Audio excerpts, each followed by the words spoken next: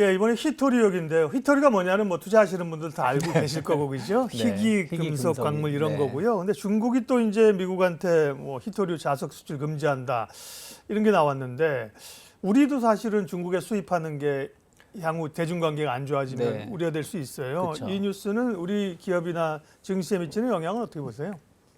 이게 진짜 본격적으로 된다라면 영향을 좀 받을 수밖에 없겠죠. 특히 미중 무역 분쟁 이슈가 좀 장기화되고 있고 예. 더 격화되고 있는 상황이지 않습니까?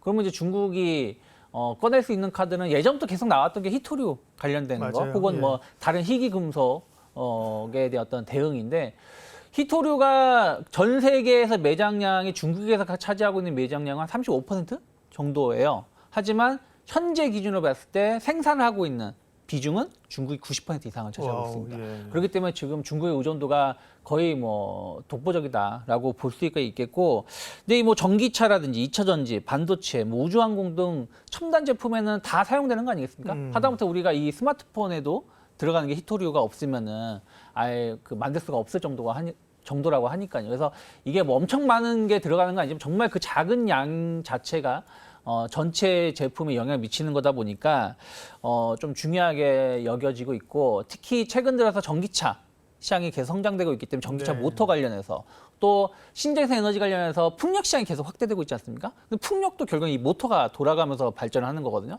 그래서 이 모터 수요가 좀 급증을 하는 부분들이 좀 있다 보니까 히토류의 중요성이 좀 커지고 있다라고 보면 될 것 같아요. 그래서 만약에 중국이 본격적으로 광물 수출을 규제를 한다라면 조금 우리나라 같은 경우 좀 영향을 좀 받을 수밖에 없다 생각하고 있고, 일본 같은 경우가 2010년도에 이제 센카쿠 열도 관련해서 중국하고 맞아요. 이 영향이 예. 관계가 되게 안 좋아지면서 중국이 일본의 히토류 공급을 아예 중단했었던 적이 있었거든요. 그때 일본의 그 전자 업체들 혹은 산업계의 영향이 상당히 컸었던 경우가 있는데, 우리나라가 어찌됐든 지금 뭐 이게 더 확대되고 있진 않지만 뭐 최근 들어서 중국과의 관계가 조금 계속 좀 냉각기를 네. 보여주고 있는 게 있어서 좀 노골적으로 규제를 한다라면 아무래도 국내 기업들은 영향을 일부 받을 수밖에 없지 않을까 판단하고 있습니다. 저희 예지투를 보시면 그런 세상 돌아가는 얘기를 다 아실 수 있습니다. 그래서 이제 달나라나 화성 가려고 하니까 거기 많대요, 히토류가. 네. 그래서 이제 각국이 그렇게 우주 개발, 경쟁한다는 네. 거고요. 얼마 후에 이제 G7이 일본에서 열리는데요. G7 국가들이니까 중국의 이런 움직임에 대응하기 위해서 공동으로 광산을 뭐 개발한다 이런 그 계획들이 있다는데 이거는 그 얼마나 가능성이 있는 건지. 그 다음에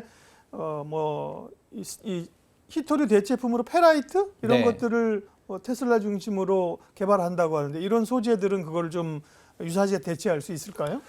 일단은 지금 일본이 저번에 G7 네. 행사를 했을 때 이제 G7 국가들이 한 10조 원 정도를 투자를 해서 히토류 관련해서 어떤 필수 광물을 안정적으로 공급하기 위한 어떤 공동 투자를 하자 뭐 이런 선언적인 뭐 내용이 있었다라고 합니다. 예. 좀 일본이 주도해서 그런 것을 이끌었다고 보고 있는데, 일단 뭐 선진국 중심의 지금 공급망을 좀 강화하려고 하는 움직임이다 전 생각을 좀 하고 있고, 좀 우리나라가 그러면 반사이가 눌릴 수 있느냐? 저는 거의 없다라고 보고 있어요. 왜냐하면 우리나라 G7도 아니고요. 예. 또 최근에 일본이 G8이잖아요. G8. 그렇죠. 그리고 최근에 일본 관련된 뉴스를 보면은 오늘도 제가 본 뉴스 중에 하나가 지금 그 미중 관계가 안 좋아지면서 공급망이 좀 변화가 이루어질 수 있는데 이것을 일본이 주도했으면 좋겠다. 주도하려고 한다 이런 뉴스들이 나온 것들이 좀 있거든요. 그래서 최근에 보면은 애플이 인도에 이제 공장을 지으려고 하는데 일본이 자기 나라 쪽에 좀 지었으면 좋겠다 하는 어떤 의견을 좀 교환했다가 뭐 수지 타산이 안 맞으니까 인도로 짓기로 한 걸로 알고 있는데, 그만큼 지금 일본은 자국 산업을 좀 키우려고 하는 지금 노력을 많이 하고 있습니다. 예. 그래서 이러한 게 정말 현실화된다라면 우리나라 쪽은 오히려 좀 피해가 입을 수도 있다. 전 개인적으로 생각하고 있고요. 그러니까 지난번에 일본 하면 당했고 지금 이제 우리도 그럴 가능성인데, 그러니까 페라이트 이런 거에 되는 거는 뭐 우리도 가능한 건 아닌가요? 이런 대체 부분들은 소재는? 우리나라가 상당히 강점을 가질 수가 있죠. 왜냐하면 지금 테슬라 같은 경우도 지금 앞으로 그러니까 신모델 지금 말고 신모델 제품에 대해서는 히토를 사용하지 않겠다. 그래서 대체 물질로 페라이트를 좀 고민을 하고 있다라고 네. 말을 했고, 유럽 같은 경우도 한 일주일인가 2주 됐는데 히토를 대체하기 위해서 새로운 것을 개발하기 위해서 뭐 노력을 하겠다 하면서 또 주목받는 게 페라이트입니다. 근데 시장에서는 이제 그러면서 이제 주목받는 게 이제 페라이트라든지 그 규소 강판, 뭐 비정질 금속 이런 부분들이 시장에서 주목을 받고 있는데 페라이트가 약간 그 장점이 있고 단점이 좀 있는데 이게 그 자속 밀도가 좀 낮다고 합니다.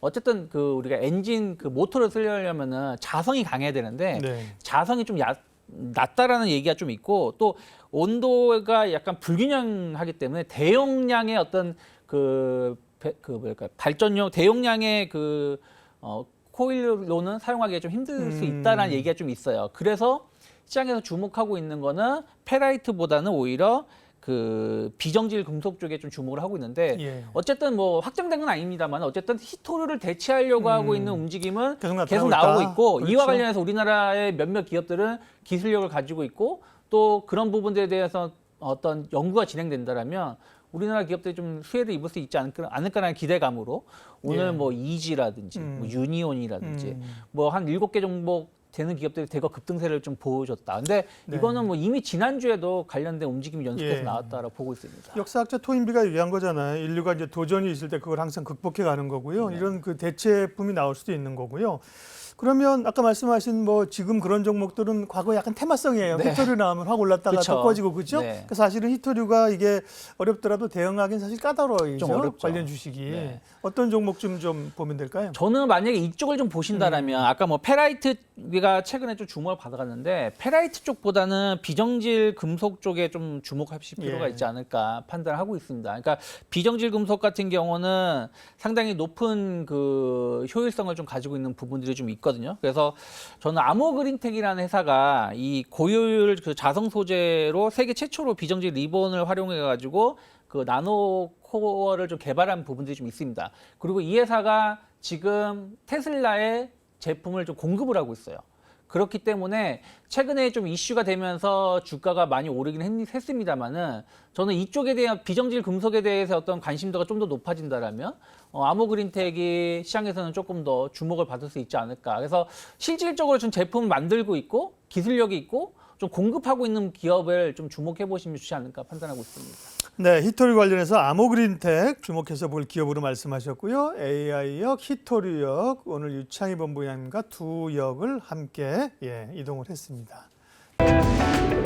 이로운 경제 채널 EBC